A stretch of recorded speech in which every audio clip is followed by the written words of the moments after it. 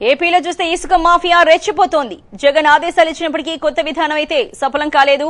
భవన నిర్మాణ కార్మికులు పనులు లేక పిట్టల్లా రాలిపోతున్నారు. కార్మికులకు అండగా లోకేష్ రిలే నిరాహార దీక్షను ప్రకటించారు. అయితే మరోవైపు నవంబర్ 3న జనసేనాని పవన్ కళ్యాణ్ విశాఖలో ర్యాలీకి సంసిద్దమయ్యారు. పరిస్థితిని గమనించిన జగన్ అత్యవసరంగా ఇసుక విధానంపై సమీక్ష నిర్వహించారు. అక్రమాలను అడ్డుకోవాలని మరోసారి కలెక్టర్లు, ఎస్పీలకు ఆదేశాలు జారీ చేశారు. ఇసుక వారోత్సవాలను నిర్వహించాలని నిర్ణయించారు. వారోత్సవాల తర్వాత సమస్య ఎక్కడా ఉండకూడదని ఆయన హెచ్చరించారు. ఈ మొత్తం వ్యవహారంపై ఇవాటి పబ్లిక్ డిబేట్ మనం నిర్వహిస్తున్నాం. ఇప్పటికే చాలా మంది కాలర్స్ వాళ్ళ అభిప్రాయాన్ని వ్యక్తం చేశారు. మనం మనతో మాట్లాడడానికి చంద్రరావు గారు సిద్ధంగా ఉన్నారు. వైజాగ్ నుంచి చంద్రరావు గారు, నమస్తే అండి. హలో, నమస్తే అండి చంద్రరావు గారు. మేడం గారు నమస్తే అండి. నా పేరు శంకర్రావు మేడం, విశాఖపట్నం నుంచి. చెప్పండి శంకర్రావు గారు. ఇప్పటి వరకు చాలా మంది మాట్లాడారు మేడం. అవునండి. ఎవరైతే మాట్లాడుతున్నారో దయచేసి వాళ్ళు ఏ అడగండి మేడం. ఎందుకంటే కుర్చీలో కూర్చొని 1వ తారీఖు నుంచి 10వ తారీఖు మధ్యలో జీతాలు పడితే వాళ్ళు ఖర్చు పెట్టుకుంటున్నారు కదా, లేబర్ సమస్యలు వాళ్ళకి ఎలా తెలుస్తాయి మేడం? ఓకే, లేబర్ సమస్యలు అయితే చాలా ఉన్నాయంటున్నారు శంకర్రావు గారు. మీరు ఏ వర్క్ చేస్తూ ఉంటారు? లేబర్ సమస్యలు అయితే మీకు ఎలా కనిపిస్తున్నాయండి? మీరు ప్రత్యక్షంగా చూస్తున్నారు వైజాగ్ లో. చెప్పండి శంకర్రావు గారు. మేడం, మనం పార్టీ పరంగా కాదు, జగన్మోహన్ రెడ్డి గారు ఇక్కడి నుంచి తర్వాత ఇసుక మీద స్టార్టింగ్ రేట వేశారు మేడం. శంకర్రావు గారు మీరు మాట్లాడండి, కంటిన్యూగా చెప్పండి. ఇప్పుడు ఇసుక కొరత వల్ల చాలా మంది ఇన్ని రోజుల వరకు నాకు తెలిసి నేను 2004 నుంచి లేబర్ పని చేస్తున్నాను మేడం. ఓకే అండి, రైట్ అండి. Thank you very much for calling Shankarrao గారు. ఏదేమైనప్పటికీ కార్మికుల కష్టాలు అయితే లేబర్ కష్టాలు చాలా ఎక్కువగా ఉన్నాయి, పెరిగిపోయాయి. 2004 నుంచి చేస్తున్నారు, ఎన్నడూ ఇంతటి పరిస్థితి చూడలేదని మీరు చెప్తున్నారు. ఇంకో కాల్ చూద్దాం. సత్తెనపల్లి నుంచి నరేంద్ర గారు, నమస్తే అండి. నమస్తే అండి. చెప్పండి నరేంద్ర గారు. మేడం, ముందుగా ఒక చిన్న విషయం మేడం. చెప్పండి. తిండి లేక పేదవాడు రోజువారీ కష్టం చేసుకునే ఒక రోజువారీ కూలీ ఇబ్బందిలో ఉన్నాడు అనే అంశం మీద చర్చ జరుగుతుంటే రాజకీయాలు మాట్లాడుతున్నారు. ఇది చాలా శోచనీయం మేడం. ముందు అవునండి, రోజు మనిషికి ఇబ్బంది వచ్చింది అని అంటే దానికి రాజకీయాలు ఉండవండి. అంటే నరేంద్ర గారు, ఒక విషయం అండి, రాజకీయాలు ఉండవు కానీ ప్రభుత్వాన్ని ప్రశ్నిస్తారు కదండి చాలా మంది. ప్రభుత్వాన్ని ప్రశ్నించాలంటే కష్టంలో ఉన్న పేదవాడి తరపున ఎవడైనా ప్రశ్నించవచ్చు. దీన్ని రాజకీయాన్ని తెలుగుదేశం వాళ్ళు లేదు పవన్ కళ్యాణ్ గారు చేస్తున్నారు అని అంటే ఆ పరిస్థితి రాకుండా ప్రభుత్వమే ముందు చర్యలు తీసుకొని ఉండాల్సింది. అవునండి. ఈ రోజు వరదలు వచ్చినాయి, నదుల్లో ఇసుక తీయాతి కావట్లేదని అంటున్నారండి. 6 నెలల నుంచి ఇసుక లేదండి. మాది సత్తెనపల్లి. మాకు ఎగ్జాక్ట్ 50 కిలోమీటర్ల దూరంలో కృష్ణానది ఉంది. గతంలో ఇక్కడికి 10,000 రూపాయలకి ఇసుక వచ్చేదండి లారీ. ఒక లారీ ఇసుక 10,000కు మా గ్రామాలకు వచ్చేది. అవును, ఓకే. ఈ రోజు ఇప్పుడు జగన్మోహన్ రెడ్డి గారు ఇప్పుడు మన ఛానల్లోనే మేము చూస్తా ఉన్నాం, వారోత్సవాలు ఏదో పెడదాం, నెక్స్ట్ వారం అధికారులను సిద్ధంగా ఉంచండి అని అంటున్నారండి. 6 నెలల నుంచి ఉన్న డిమాండ్ ని 1 వారం రోజుల్లో సఫిషియెంట్ గా అడ్జస్ట్ చేయగలరా? ఓకే. అదే రేటుకి అంటే గతంలో వచ్చిన 10,000 రేటుకి జనానికి ఇసుకను అందించగలరా? దీంట్లో రాజకీయాలు, పార్టీల ప్రమేయం, రాజకీయ పార్టీలు ప్రజల పక్షాన పోరాడి ప్రజలు మనం తెలుసుకోవడానికి వాళ్ళ ప్రయత్నాలు వాళ్ళు చేస్తారండి. దాన్ని సాకుగా చూపి ఇసుక కొరతే లేదు, కొంతమంది మాట్లాడుతూ ఉన్నారు అసలు పేదవాడికి ఇబ్బందే లేదు, ఇది పెద్ద సమస్య కాదని. ఇవాళ గ్రామాలలో రోజు 500 నుంచి 1000 రూపాయలు కూలీ పనిచేసే వివిధ రకాల స్కిల్డ్ లేబర్ 100 రూపాయలు 150 రూపాయలు వ్యవసాయ పొలాల్లో కలుపులకు వెళ్లి కుటుంబాలు జరక్క నానా ఇబ్బందులు పడుతున్న పరిస్థితి ఉందండి. ఇది క్షేత్రస్థాయి. టీవీల్లో కూర్చొని, పార్టీ ఆఫీసుల్లో కూర్చొని, గవర్నమెంట్ ఆఫీసర్ల సమీక్షలతో కూర్చుంటే ఈ ప్రాబ్లం యాక్చువల్ పొజిషన్ తెలియదండి. ఒక్కసారి గ్రామాల్లోకి వచ్చి ఖచ్చితంగా ఆ స్కిల్డ్ లేబరు టాపీ మేస్త్రులు కావచ్చు, ప్లంబర్స్ కావచ్చు, పెయింటర్స్ కావచ్చు, ఈ రంగం మీద ఆధారపడి ఉన్న అనుబంధ సంబంధిత కూలీలందరినీ ఒక్కసారి ఏయో గ్రామాల్లో ప్రభుత్వాన్ని ఛానల్స్ ద్వారా మీరు ఫైనల్ గా చెప్పేది ఏంటంటే ఇసుక కొరత చాలా తీవ్రంగా ఉంది గత 6 నెలలుగా. అలాగే ప్రతి ఒక్కరు ఇలా భవన నిర్మాణ కార్మికులు, ప్లంబర్స్ కావచ్చు, లేకపోతే మేస్త్రీలు కావచ్చు, కూలీలు కావచ్చు, అందరూ ప్రతి ఒక్కరు చాలా ఇబ్బంది పడుతున్నారని అయితే మీరైతే క్లియర్ గా చెప్తున్నారు, అంతే కదా?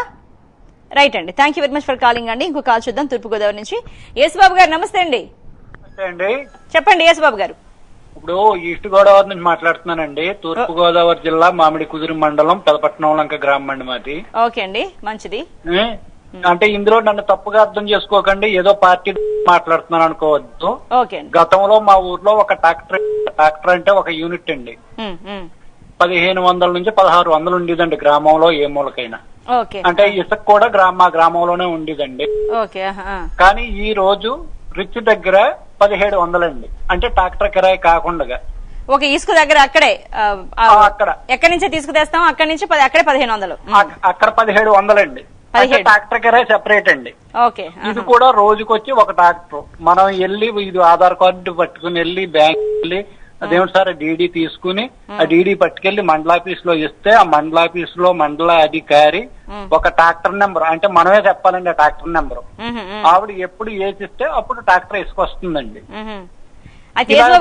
ట్రాక్టర్లు అయినా కొంచెం అనుకున్న సమయానికి దొరుకుతున్నాయి, అది కూడా ట్రాక్టర్ బుక్ చేసుకుంటే ఎప్పుడో దొరుకుతుందా? ఈ వేళ వెళ్ళి నేను డీడీ తీసుకుంటానండి. డీడీ తీసుకుని మండలాఫీస్ రెవెన్యూ అధికారికి ఇస్తానండి. వారు ఆ డీడీ మీద వాళ్ళ యొక్క ట్రాక్టర్ నెంబర్ అయ్యి వాళ్ళు ఎప్పుడు వేసిస్తే అప్పుడండి. అంటే ఈసారి ఇప్పుడు ఈ కస్టమర్ తిరగాలి, ఇసుక కావాల్సిన వ్యక్తి తిరగాలి, వీళ్ళు తిరగాలి.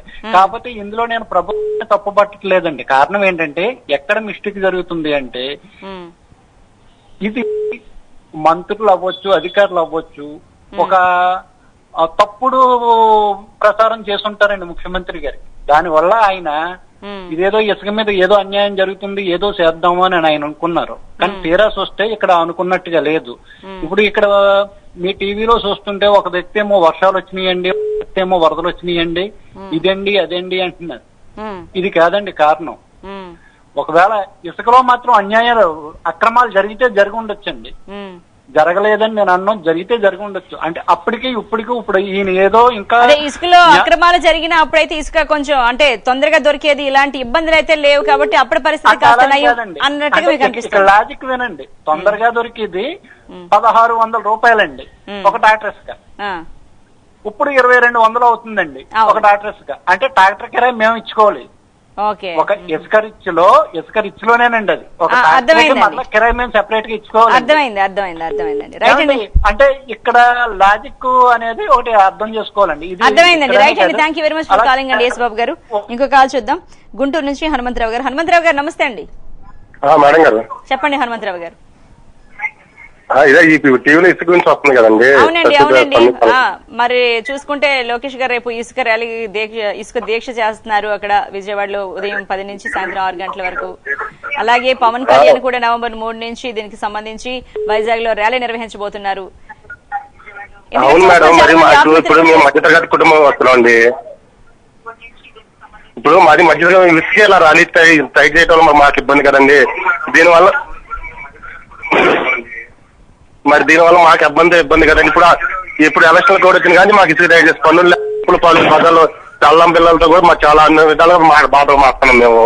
ఓకే, చాలా ఇబ్బంది పడుతున్నారంటున్నారా? మీరు ఏం చేస్తుంటారు హనుమంతరావు గారు?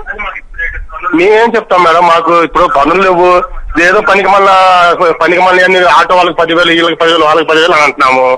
వాళ్ళకి ఇచ్చేది మాకు కార్మికులకి మాకు ఇంత ఇవ్వనండి మాకు చాలు. మేము బతకాలి కదా. ఎవరెవరికి ఆటో వాళ్ళకి 10,000 ఇస్తా ఉంటారు, వాళ్ళకి డబ్బులు ఇస్తా ఉంటారు. దేనికండి? ఆటో వాళ్ళకి డబ్బులు ఉంటాయి, రోజు ఆటో చేసుకుంటే 120 రూపాయలు సంపాదించుకుంటున్నారు. వాళ్ళు గుర్తుకున్నారు 10,000 దేనికండి? ఓకే, మీకు ఎప్పటి నుంచి అండి ఇలాంటి పరిస్థితి వచ్చింది? సరిగా పని దొరక్క ఇలా పని చేస్తున్నారు. ఇవాళ నెల రోజుల నుంచి మేము ఖాళీగా ఇంట్లో కూర్చున్నామండి.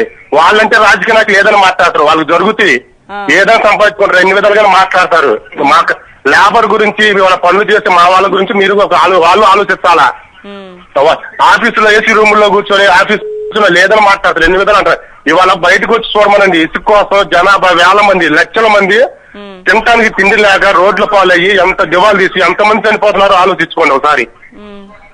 హనుమంతరావు గారు, అంటే మీరు నెల రోజుల నుంచి పని లేక ఇంట్లోనే ఖాళీగా కూర్చుంటున్నాను, ఏదో ఏసీలో కూర్చున్న వాళ్ళే మాకు పదవి వచ్చిందిలే, ఏసీలో కూర్చుంటున్నాము, ఆఫీస్ లో కూర్చుంటున్నాము అని మాట్లాడకూడదండి. ఇవాళ ఇసుక లేక కొన్ని లారీ డ్రైవర్లు కార్మికులండి, వడ్రంగి పనులు ఎంతో మంది ఎన్ని విధాలుగా ఎన్ని అవస్థలు పడుతున్నారు, ఎన్ని బాధలు పడుతున్నారు. రోడ్డు మీదకి వస్తే తెలిసిందండి. ఆఫీసులో కూర్చొని మాట్లాడితే ఎవరికి తెలియదండి. రోడ్డు మీదకి వస్తే ఎంతమంది ఎన్ని బాధలు పడుతున్నారు. పొద్దున 6 గంటలకు బయటకు వచ్చి 10 గంటల వరకు కూర్చొని పనులు దొరక్క ఏడ్చుకుంటూ వెళ్తున్నారండి. అయితే మీకైతే నెల రోజుల నుంచి నేను పనికి వెళ్ళలేదు, ఇంట్లో కూర్చుని అంటున్నారు. అందరి పరిస్థితి ఎప్పటి నుంచి ఎలాగ ఉంది అనుకుంటున్నారండి? మరి అందరి పరిస్థితి అంతే కదా మేడం. పని ఉంటేనే రూపాయి వచ్చేది. పని లేనప్పుడు ఎవరేం చేస్తారండి? ఏడ్చుకోవటం తప్ప నుంచి ఆత్మహత్య చేసుకున్న తప్ప ఏం చేయలేమండి. ఇవాళ ఇళ్ల ముందుకు వచ్చి అప్పులో అడిగి 100 మాట్లాడండి ఏ సమాధానం చెప్పలేక ఇళ్లలో దానుకుంటున్నాము. ఓకే, మరి కొంతమంది ఆత్మహత్యలు చేసుకున్నారు, వాళ్ళ గురించి మీరేం మాట్లాడతారు? వాళ్ళు బయట పల్లెపోతారండి, ఏం చెప్పుకోలేక ఏం చేయలేక ఆత్మహత్యలు చేసుకుంటున్నారు అంతే. రైట్ అండి, thank you very much for calling అండి. హనుమంతరావు గారు జగ్గైపేట నుంచి ఇంకో కాల్ చూద్దాం. నాగేశ్వరరావు గారు నమస్తే అండి. లైన్ లో ఉన్నానండి. చెప్పండి నాగేశ్వరరావు గారు. నమస్తే అండి. నమస్తే అండి. నమస్తే మీరు అండి. టీవీ చూస్తూ మాట్లాడొద్దండి దయచేసి, ఫోన్ లో మాట్లాడండి నాగేశ్వరరావు గారు. ఇప్పుడు ఏదేదో మాట్లాడుతున్నారు కమ్మా. ప్రభుత్వం ఏం చేస్తుంది తల్లి? ప్రకృతి అనేది దిగింది.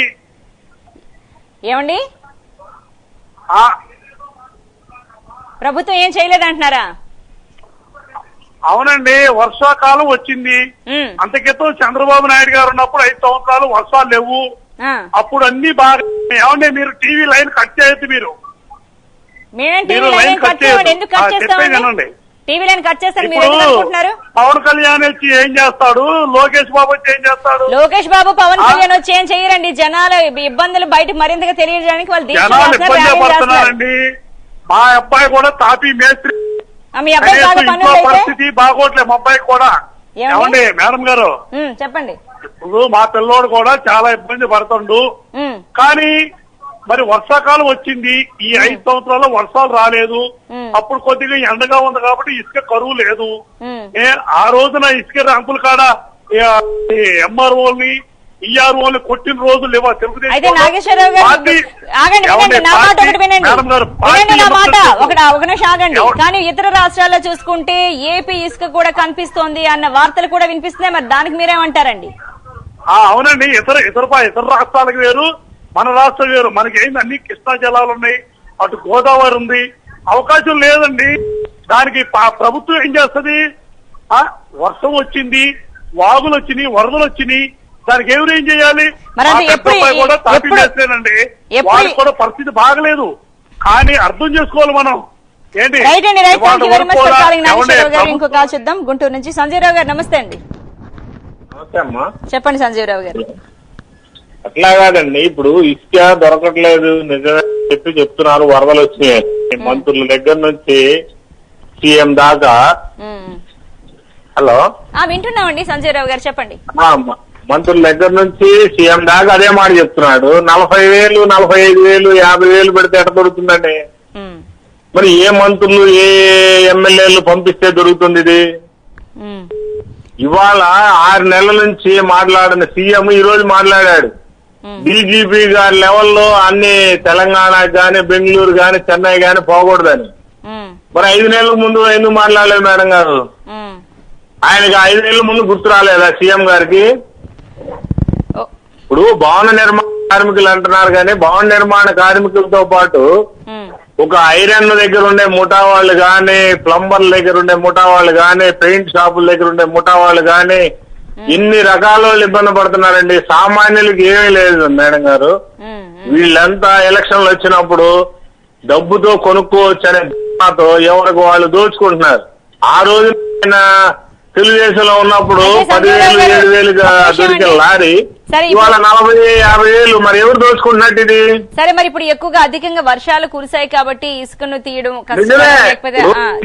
వర్షాలు గురించి చెప్తున్నారు కార్యకర్తల నుంచి సీఎం దాకా. 40,000 ఎట్లా దొరుకుతుంది ఇసుక? ఓకే, ఇప్పుడు 40,000 ఎట్లా దొరుకుతుంది ఇసుక? వాళ్ళు అంటున్న మాట నిజమే అయితే 40,000 దొరకకూడదు కదా. ఓకే, ట్రాక్టర్ ఇసుక 10,000 దొరకకూడదు కదా. 2,000 దొరికిన ఇసుక 10,000 దొరకకూడదు కదండి. ఓకే, రైట్ అండి. ఇప్పుడు ఇది వాస్తవా కాదా? రైట్ అండి సంజయ్ రావు గారు, థ్యాంక్ యూ వెరీ మచ్ కదా వాళ్ళకి. రైట్ అండి. వైజాగ్ నుంచి ఇంకో కాల్ చూద్దాం. శంకర్రావు గారు చెప్పండి. మేడం గారు నమస్తే అండి, నా పేరు శంకర్రావు మేడం, విశాఖపట్నం నుంచి. నమస్తే అండి, చెప్పండి మేడం. నాకు తెలిసి నేను 2001 నుంచి మేస్త్రి పని చేస్తున్నాను మేడం. ఓకే అండి. ఈ రోజు అంటే మా నాన్నగారు కూడా లేబరే మేడం. నాకు మా నాన్నగారు నన్ను ఇప్పుడు అంటే నాకు 20 సంవత్సరాలు మేడం పని చేస్తున్నాను. మా నాన్నగారికి ఇంచుమించు 30 సంవత్సరాలు ఉంటాయి. ఏ రోజు కూడా ఇసుక వల్ల ఈ రోజు పని లేదని లేదు మేడం. గత మనకి 4 నెలలు 5 నెలల నుంచి చాలా ఇబ్బంది పడుతున్నాం మేడం. మీరు చూడొచ్చు, ఇప్పుడు చాలా మంది మాట్లాడారు ఇసుక లేదు, వర్షాలు వస్తున్నాయి అది ఇదేని. అవునండి.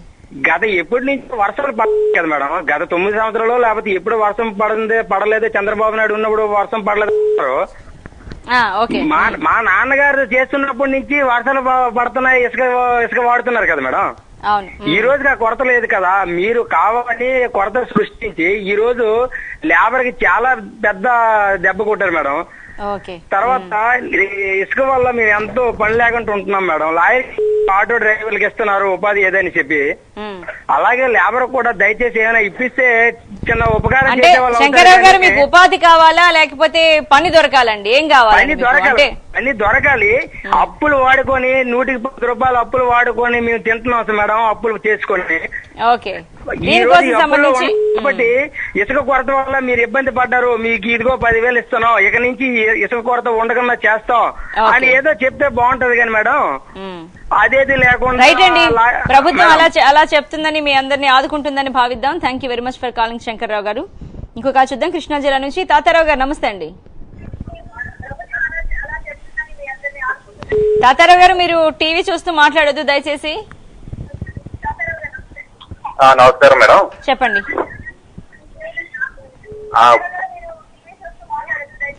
మీరు టీవీ చూస్తే కాల్ కట్ అయిపోతుందండి. ఇప్పుడు అతను ఎవరో జగేపేట నుంచి మాట్లాడుతున్నారు కదా మేడం. అవునండి. ఇప్పుడు అతను కేవలం ఒక వైఎస్ఆర్సీపీ తరఫున మాట్లాడినట్టు ఉంది కానీ ఏదో ప్రజల తరఫున ఏదో ఒకటి మాట్లాడదాం అని ఏమి లేకోకుండా మాట్లాడుతున్నాం మేము. వాళ్ళు మా అబ్బాయి కూడా తాపి మేస్త్రే అయినా సరే మరి ఇంకెట్లాగా గవర్నమెంట్ ఏం చేస్తుందని అడుగుతున్నారు ఆయన. అసలు ప్రజలు 3-4 నెలల మట్టి అసలు ఏమి ఇసుక లేకోకుండా ఏమి లేకోకుండా అట్లా ఉంటున్నారంటే దాని గురించి మా అబ్బాయి తాపి మేస్త్రి, మేము ఎట్లా ఉంటున్నాం, మేము ఎట్లా చేస్తున్నాం అని మాట్లాడుతున్నారు కానీ అసలు ప్రజలు ఎట్లా అయిపోయారు. 3 నెలలు అవుతుంది, 4 నెలలు అవుతుంది, అదేమంటే వామలు పడలేదు, వామలు బండి అని ఏదో మాట్లాడతాడు ఆయన. అవునవును. సరే అండి తాతారావు గారు, మరి మీరు ఇసుక అంటే దీనికి సంబంధించి ఇప్పుడు ఒక ఇల్లు కట్టాలంటే ఎంతో మంది చేయి ఉంటుంది, అందులో ఎంతో మంది కార్మికులు పనిచేస్తూ ఉంటారు. మరి వాళ్ళందరి పరిస్థితి చాలా ఎలా ఉందనిపిస్తోందండి మరి మీకు? అంటే ఇప్పుడు నారా చంద్రబాబు నాయుడు గారు ఉన్నప్పుడు మేడం ఇసుక కొరత వామలు పడినా ఏది పడినా సరే ఏదో ఇప్పుడు పడవలు ఉంటాయి చూడండి మేడం, పడవలు ఉన్నప్పుడు ఆ పడవల ద్వారాగా ఇసుక సప్లై చేసేవాళ్ళు. అట్లా చేస్తుంది మేడం. అట్లా చేయకోకుండా అతనేదో నేను వైసీపీ లాగా మాట్లాడుతాను, అట్లా అది కరెక్ట్ కాదు అనుకుంటున్నాను నేను. ఓకే ఓకే ఓకే, ఆయన కరెక్టా కాదా మనం ఎవరి అభిప్రాయం వాళ్ళు చెప్తారండి, అందులో మనం ఆయన గురించి మాట్లాడడం ఇంకా అనవసరం. మీరేమనుకుంటున్నారు? మీకు ఎదురుగా ఇబ్బందులు ఎలా కనబడుతున్నాయో, ఏం చేస్తే బాగుంటుంది అనుకుంటున్నారు? మీ అభిప్రాయం తెలియజేయండి తాతారావు గారు. మా ఊర్లో కరెక్ట్ గా 200 టాపీ మేస్త్రులు ఉన్నారు మేడం. అసలు ఏం పని లేదు, ఏమీ లేదు, అసలు రూపాయి ఆదాయం లేదు. రోడ్ల మీదకి వచ్చి ఏం చేయాలో తెలియక అసలు ఏంట్రా బాబు మన పరిస్థితి అయిపోయింది అని అసలు ఏం చేయాలో అసలు దయనే స్థితిలో ఉన్నారు.